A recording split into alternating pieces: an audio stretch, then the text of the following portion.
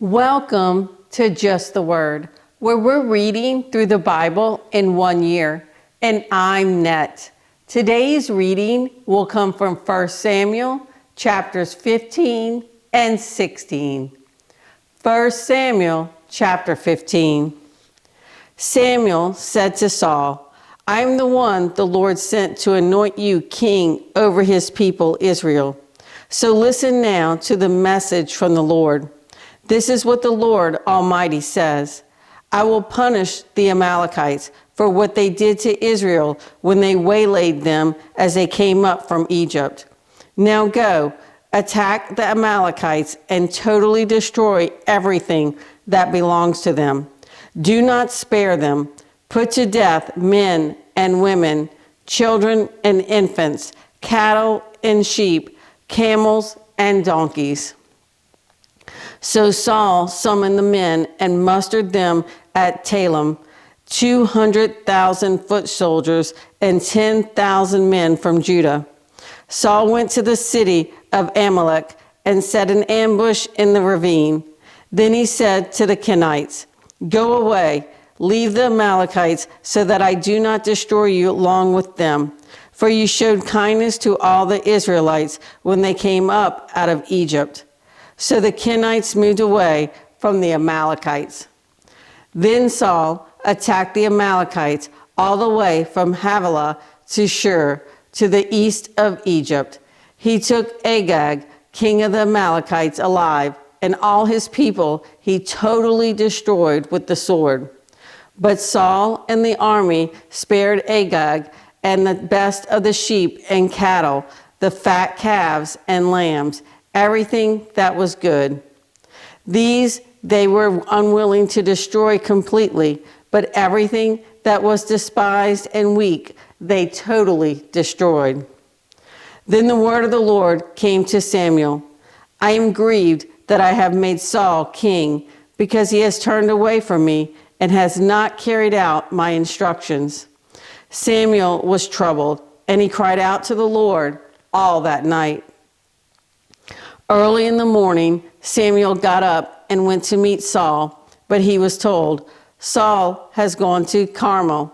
There he has set up a monument in his own honor and has turned and gone on down to Gilgal.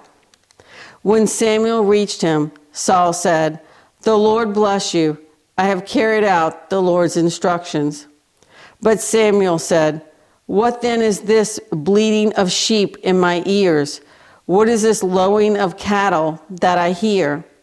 Saul answered, The soldiers brought them from the Amalekites. They spared the best of the sheep and cattle to sacrifice to the Lord your God, but we totally destroyed the rest.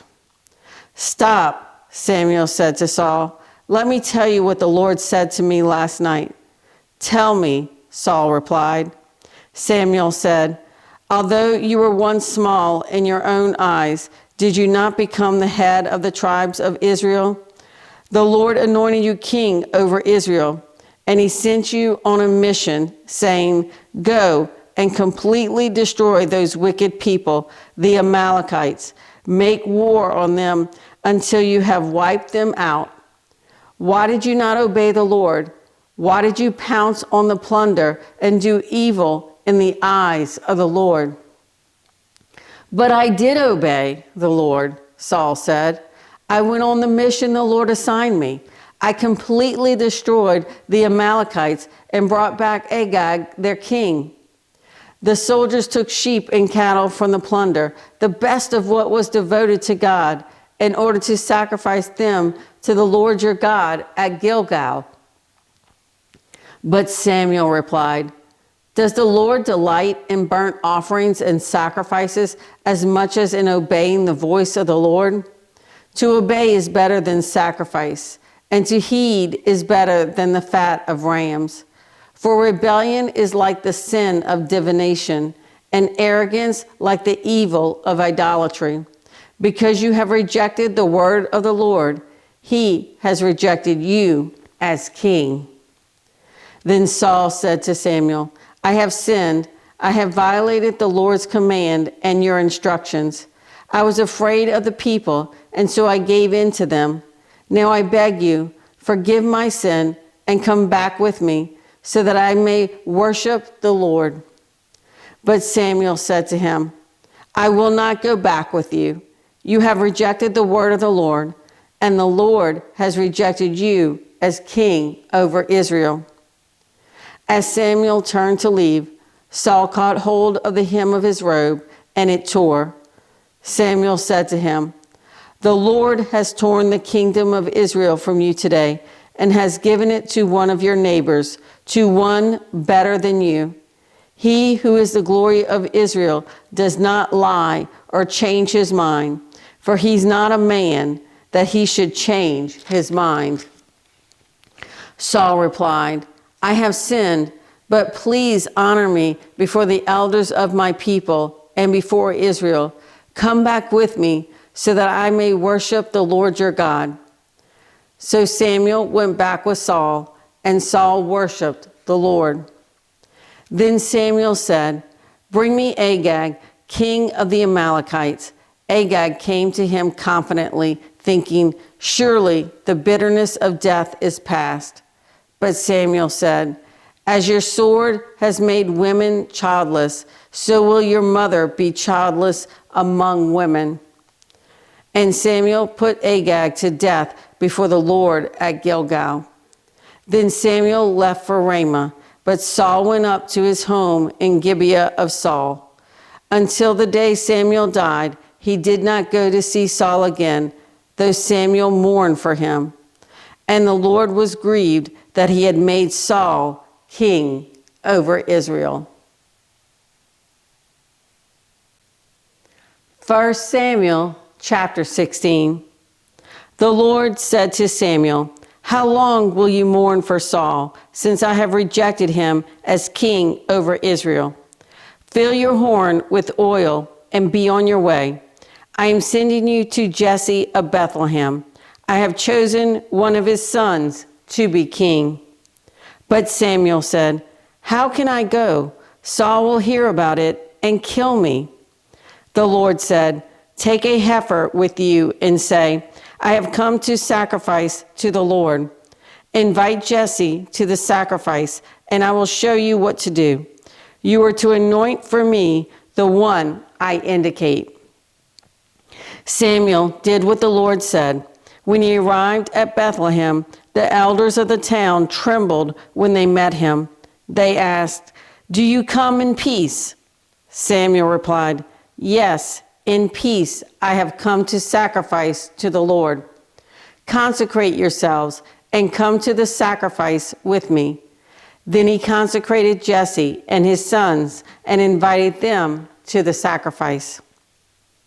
When they arrived, Samuel saw Eliab and thought, "Surely the Lord's anointed stands here before the Lord." But the Lord said to Samuel, "Do not consider his appearance or his height, for I have rejected him.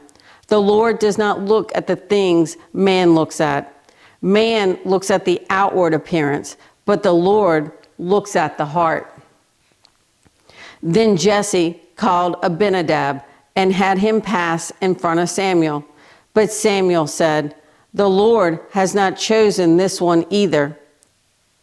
Jesse then had Shammah pass by, but Samuel said, "Nor has the Lord chosen this one." Jesse had 7 of his sons pass before Samuel, but Samuel said to him, "The Lord has not chosen these." So he asked Jesse, "Are these all the sons you have?" "There is still the youngest," Jesse answered, "but he is tending the sheep." Samuel said, "Send for him. We will not sit down until he arrives." So he sent and had him brought in. He was ruddy, with a fine appearance and handsome features. Then the Lord said, "Rise and anoint him. He is the one." So Samuel took the horn of oil and anointed him in the presence of his brothers. And from that day on, the Spirit of the Lord came upon David in power. Samuel then went to Ramah.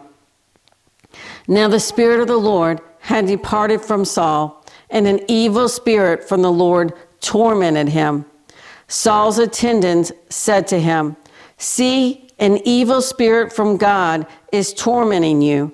Let our Lord command his servants here to search for someone who can play the harp. He will play when the evil spirit from God comes upon you, and you will feel better." So Saul said to his attendants, "Find someone who plays well and bring him to me." One of the servants answered, "I have seen a son of Jesse of Bethlehem who knows how to play the harp. He is a brave man and a warrior. He speaks well and is a fine-looking man, and the Lord is with him." Then Saul sent messengers to Jesse and said, "Send me your son David, who is with the sheep." So Jesse took a donkey loaded with bread, a skin of wine, and a young goat, and sent them with his son David to Saul. David came to Saul and entered his service. Saul liked him very much, and David became one of his armor bearers. Then Saul sent word to Jesse, saying, "Allow David to remain in my service, for I am pleased with him." Whenever the Spirit from God came upon Saul, David would take his harp and play. Then relief would come to Saul. He would feel better, and the evil spirit would leave him. Thanks for joining Just the Word. See you tomorrow.